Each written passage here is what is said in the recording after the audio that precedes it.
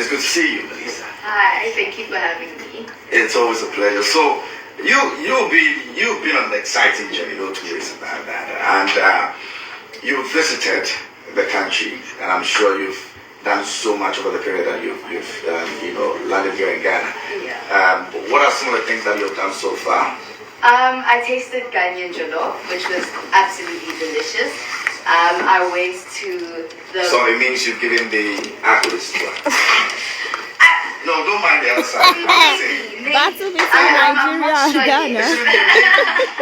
I'm not sure yet. I also visited the night beach yesterday. That was very interesting. I saw a couple of crabs, which was scary, but which was a bit scary. But all in all, I'm trying to take in the heat. I thought I brought fire, but Ghana is something else. Yes.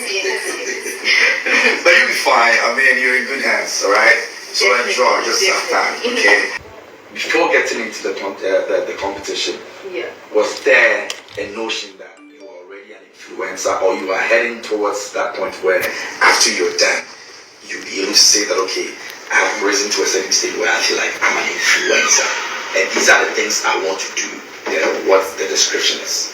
I think I was more in micro-influencing. Okay. Yeah, so not a lot of followers, because I think I was just over 10,000K. So I was around there. So I think I fell underneath the category of micro-influencing. And I knew that after the house, I would form into the bigger parts of the type of people where you're like, okay, that's an influencer because they've amassed such a high number of followers, and not only that, they have a selling point. For instance, you know that if you post something, people are going to go there and try either to buy it or research what you're talking about. So I think, I knew that now I was in the little leagues, and then after the house I'd be in the big fishes, swimming with the big fishes. Yeah. Was there the pressure of, if I am there, now there's the need for me to look into my values and principles and know what I stand for, what I get involved in? Did you have to think about all of that? Definitely. Because I think anybody that goes onto social media, whether you're planning to be an influencer or not, you need to take everything on there with a sort of grain, because not everything is as it seems. So you need to know that if you're becoming an influencer, what are you pushing? What is your selling point? Because that's what brands buy into when they want you to promote their brand. They're pushing the image that you already have and using that to capitalize and sell off their products through you. So I had to take a step back and be like, what is my selling point? What is my niche? What's going to set me apart with the many influences that there already are? So Okay. Nelisa, you are in the soup right now, literally. I mean, you are there. You're seeing it, and you're living it, and all of that. Before you make any decision to be part of any brand, do you take a look at what the brand stands for and what they're likely going to put you in as maybe the benefit that you're supposed to be getting? So they decided that they want you to do this, but you feel that, okay, this will affect me somehow. Are there considerations on that? There definitely is. I think when choosing to partner with a brand, because it's a partnership at the end of the day, it's not just them, hi, here's the money, you do this and this and that. You need to look at your target market as well.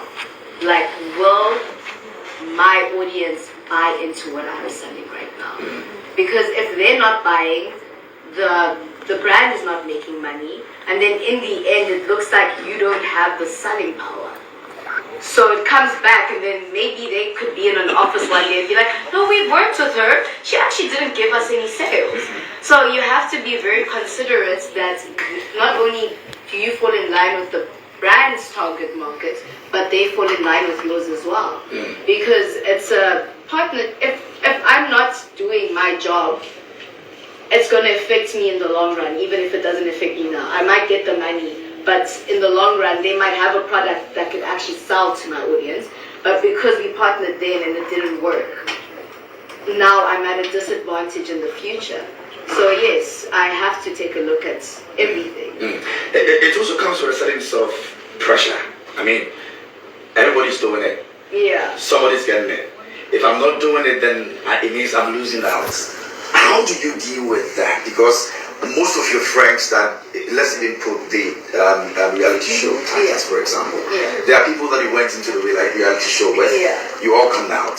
Yeah. And they are giving themselves to certain brands to use them in certain ways. Yeah. Now there's a bit of pressure because maybe you want to stick to your values and so you're not getting that attention or that collaboration that you're supposed to be getting. How do you handle some of these things?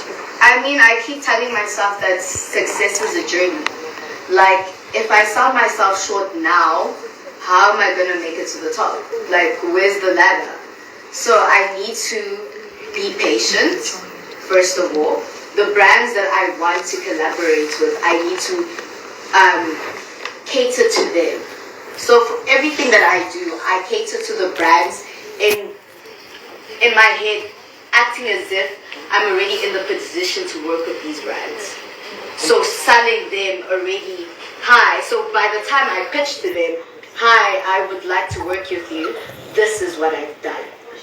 So I'm not going to sell myself short by going to anybody who knocks at my door, because then I'm hindering myself with the image I'm trying to create to get the brands that I want to work with.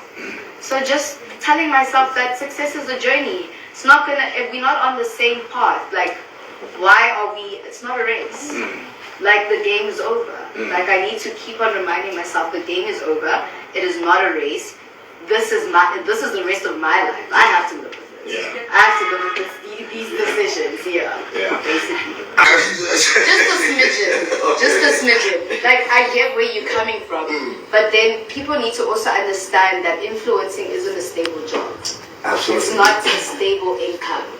Like, sometimes you don't know when your next paycheck is coming in. So I understand why sometimes influencers will just jump onto the first job that they get. Sometimes rent is due, you got bills to pay, and the right brand is saying the right price. So unfortunately, I think because of the instability of that, they're not, there's a word that I'm looking for. They're not ethical about it, just because of the instability of the income. I think that's why we have such a disconnect sometimes. Yeah, and I agree with you, because I mean, at the end of the day, if you think that in the next 2 weeks you're probably supposed to be getting maybe 10,000, and you know that about 2 brands will come your way and you're likely going to get that, it means that in the next 2 weeks, if you're able to make that money in that first week, it means that the next 2 weeks, the other week, you're not guaranteed whether or not you're going to make another money. So you probably want to just push the ethics aside and say, okay, well, I'm not too sure about what my next paycheck is coming, so let me just go ahead, you know. And I think it's something that we can look at. Or you still want to defend that? Well, at the end of the day, it's still what you chose to do. It's still what you decided that you're going to do. Yes, so, you know, with every job, there are side. Let me say, there are downsides to it. Okay. Yeah. So knowing how unstable influencing is, you would know that getting into the. do people even take a look at that at all? I mean, the current crop of influencers that we're getting, do they even think about the fact that, okay, there are downsides? It's look as if that it's an open business for everybody, so let me just get into it. I mean, regardless of what it comes at. It's now fast paced. But it's harder than it looks. It's not easy. It is not easy. I think people look and think that influencers just wake up and take their phone and post. It is not that easy. There's a lot of work that comes behind the scene. So what ends up happening is they get into this industry, they don't know anything of what they're doing. Now rent is due, and they need to like do whatever they need to do to make sure that they have the money in their bank account, and then it's a cycle all over again, because nobody knows exactly what they're doing. As he said earlier, that a lot of influencers have never taken a class or anything. I think the only luck that I have on my side is I studied digital marketing. I went into strategic communication. Yeah. So I kind of know the basis of where I'm going, even though it's not as fast-paced as my fellow housemates with me, but like I've got a layout that you want to follow through. So yeah, so I think So let me be a bit personal, and I'll come back to you after. Let me be a bit personal on this very issue. Now, have you had to reject any offer from any brand ever since you came out? And maybe it was because of your values or your principles. And what exactly did they want you to do? Maybe put on a ring or something that you felt it wasn't something you wanted to do? I haven't had anything to do with ethics. I've had an issue with selling myself short. Okay. So I had to look at like my following and my total engagement and tell myself that no, I can make more money than what you're giving me. Okay. Like I'll be helping you out. This should be a partnership. What am I getting out of this? So yours is the money aspect and not the kind of products they were giving. No, I haven't had that problem as of yet. I think what I'm good with, my management team is very good with, is centering around my goals. So everything, they will only push ideas that center on my... Maybe there has been an ethical thing, but I just don't know it. Because they will always only push brands to me and be like, hi Nelisa, I know you said you want to do this and this and this. We've got a brand that will put you in that line. Do you want to do it? And then I'll be yes or no.